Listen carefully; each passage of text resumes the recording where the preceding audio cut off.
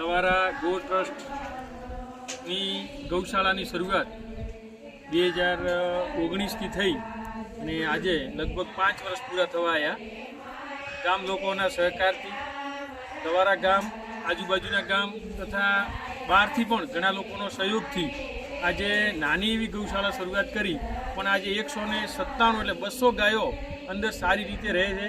ખૂબ સારી ફેસિલિટી સાથે ગામના અને સરકારશ્રીના સહયોગથી ગૌશાળા ચાલી રહ્યું છે. એ આનંદની વાત છે અને સતત ગૌશાળા પ્રગતિ કરે છે.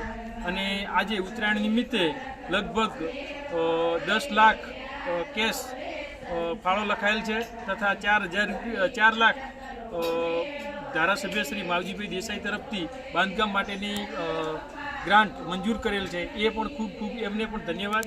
અને સતત આવી પ્રવૃત્તિઓ ગૌ સેવાની થતી રહે અને ગાયો માટે સલવતો થાય એ બદલ તમામ